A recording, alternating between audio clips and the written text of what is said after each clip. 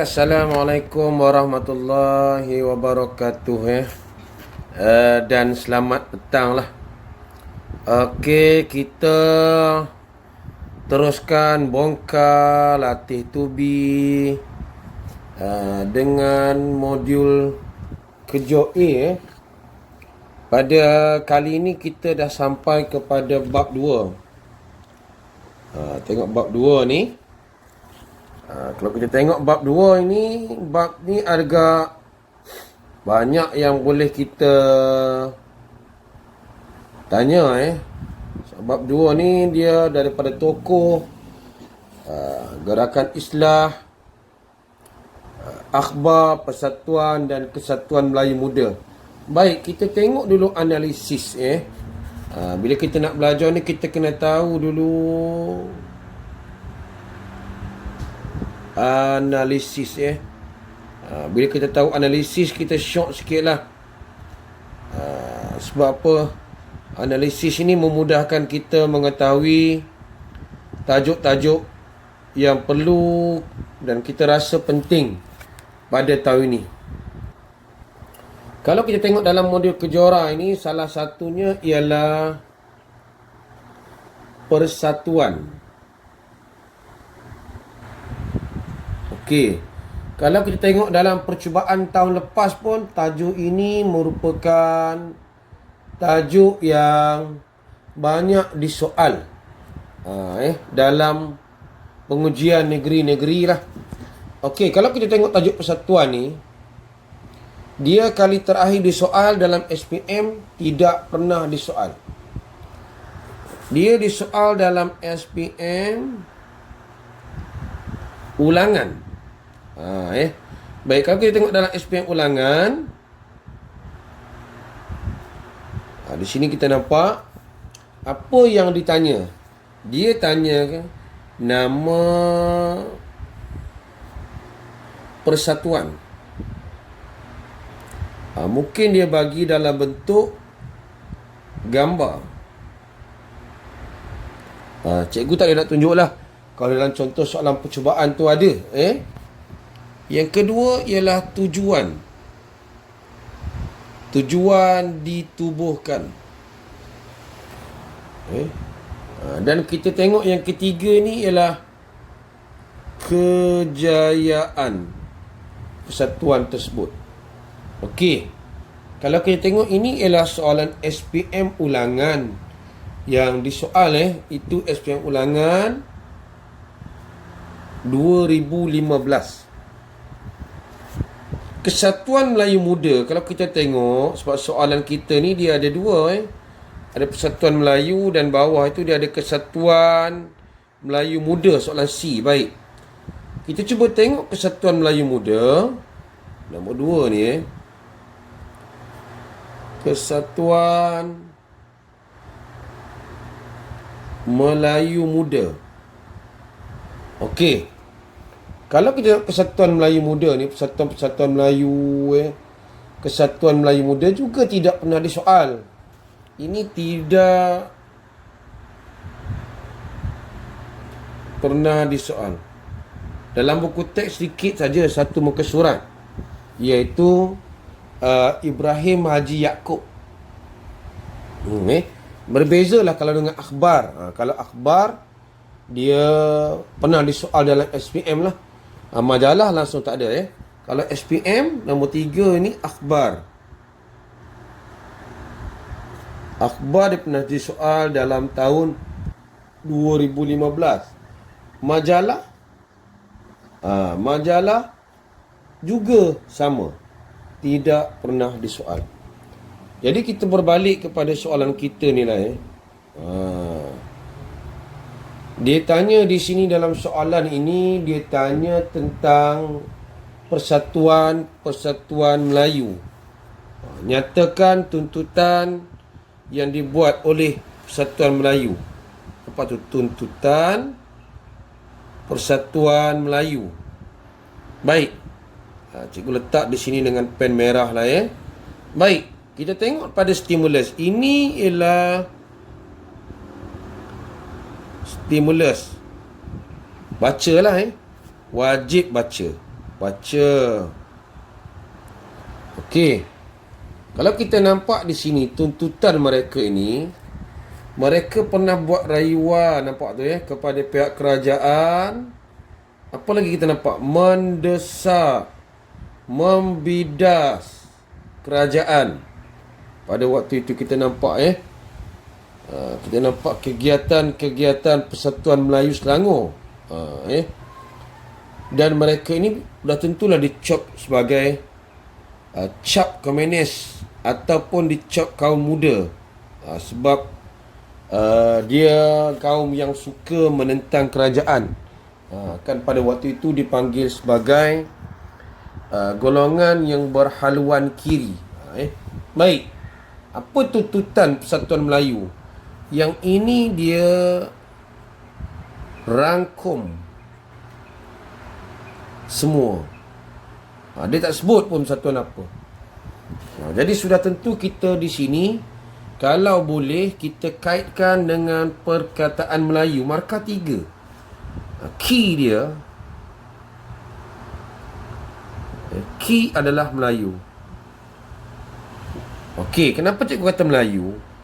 Kalau kita tengok persatuan ni kebanyakannya dianggotai oleh orang Melayu. Sudah tentu kita nampak jawapan yang pertama itu menambah bilangan pegawai Melayu dalam kaki tangan kerajaan lah. Ni kita menambah bilangan. Dan kita nampak dia link lagi jawatan utama kepada orang Melayu. Jawatan itu. Dan kita nampak apa lagi? Dia mesti berkait dengan sosial ekonomi pula. Yang kedua, ketiga kita nampak memajukan sosio ekonomi orang Melayu. Itu sosio ekonomi. Pendidikan orang Melayu. Baik. Kalau kita tengok di situ, semuanya Melayu belaka. Menambahkan jawatan pada orang Melayu, pendidikan, peluang di peringkat tinggi dan sebagainya. Jadi kita nampak bila kita memahami poin ini, kita tahulah dan pelajar juga seelok-eloknya memahami cikgu tulis sini beberapa persatuan di tanah Melayu pada waktu itu kalau kita tengok. Baik. Itu soalan pertama. Kalau kita tengok yang kedua, dia tanya terus kita garis perkataan anda. Anda ni saya lah, kita lah Kenapa persatuan pada waktu itu tidak bersifat politik? Maksudnya dia tidak cenderung kepada parti politik macam tahun hujung 40-an dan 50-an. Kita nampak kenapa pada waktu itu? Kalau kita tengok pada waktu itu bila ni? 1938. Bermaksud sebelum kedatangan Jepun. Ini dia, kalau kita nak tengok di sini, kita kena beza dua. Sebelum penjajah, semasa dijajah, menjelang merdeka.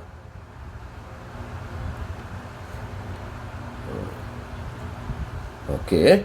Kalau kita tengok di sini, kenapa? Kita nampak dah persatuan-persatuan tadi kita nampak.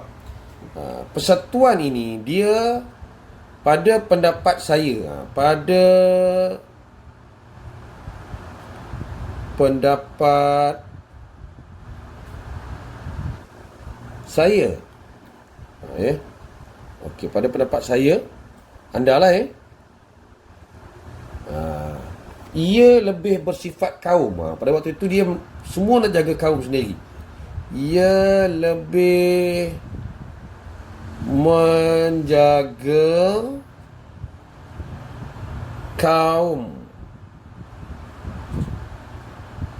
sendiri. Kita tengok di sini. Semuanya tuntutan Melayu, Melayu, Melayu. Dan kita lihat pada waktu itu kita mungkin kurang sedikit pendidikan ya. Dan kebanyakan pada waktu itu yang lain juga mengamalkan konsep kerjasama dengan penjajah. Konsep kerjasama ni kita nampak itu baru dapat dua. Kalau kita tengok di sini baru ada dua baru ada 2 poin, iaitu menjaga kaum sendiri, mengamalkan konsep kerjasama dengan penjajah, dan kita nampak pada waktu itu juga mereka ini patuh kepada pemerintah. Mereka patuh pada raja, pemerintah dan penjajah lah. Dan automatik ialah penjajah tu sendiri. Kita nampak. Kalau dapat bagi nama persatuan lebih bagus contohnya macam kalau dekat buku teks dia tulis contohnya Persatuan Melayu Perak. Dapat 6 markah. Soalan macam ini disukar juga sebab dia punya poin tu tinggi.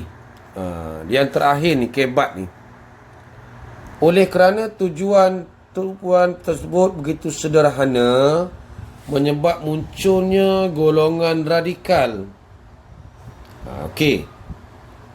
Golongan radikal ini ialah golongan apa? Okey, golongan radikal ini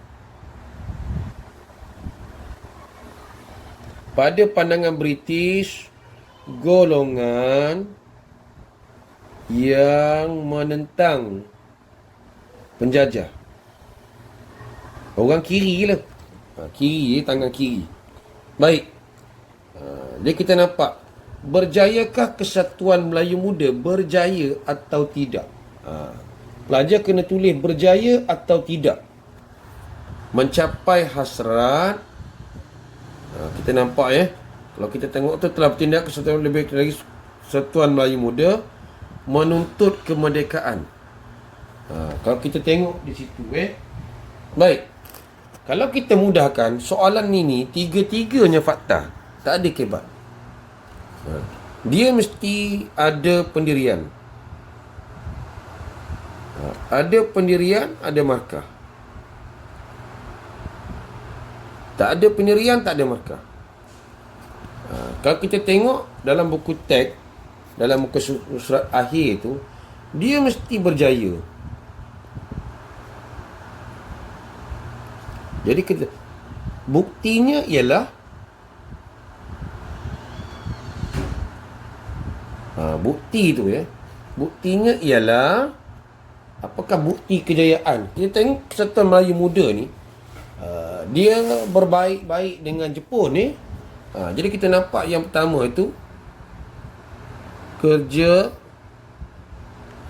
sama dengan Jepun. Bila dia kerjasama dengan Jepun, kalau kita tulis berjaya lah kita nampak dia berjaya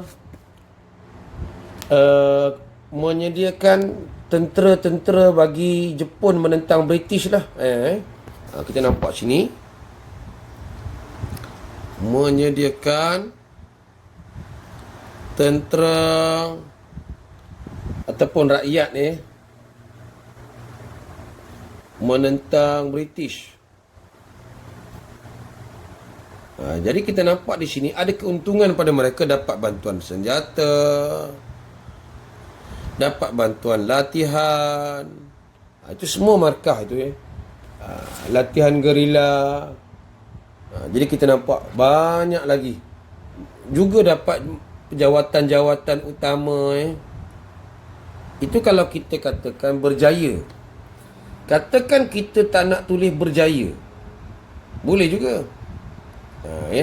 Kita kata tidak berjaya.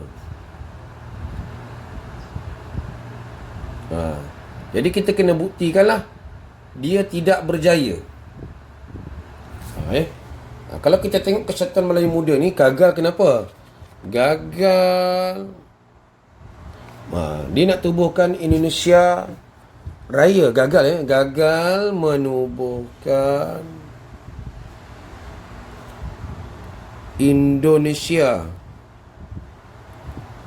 atau Melayu Raya. Gagal lah hasrat itu tak tercapai. Sebab apa? Sebab kalau kita belajar dekat situ tulis apa? Sebabnya ialah Indonesia telah merdeka. Telah merdeka dulu. Jadi gagal lah. Gagal. Jadi kita nampak di sini gagal. Apa lagi? Pemimpin ditangkap. Jadi pelajar boleh tengoklah jawapan mana yang kita nak tulis, nak jawab bila dapat soalan macam ini. Cikgu risau soalan macam ini adalah satu kerisauan. Apa kerisauan kita? Sebab soalan ini ialah sepenuhnya fakta. Okey. Tak apalah teruskan usaha untuk buat lagi latihan. InsyaAllah kita akan terus, cikgu akan bantu dari segi bimbingan menjawab. Okey. Terima kasih semua.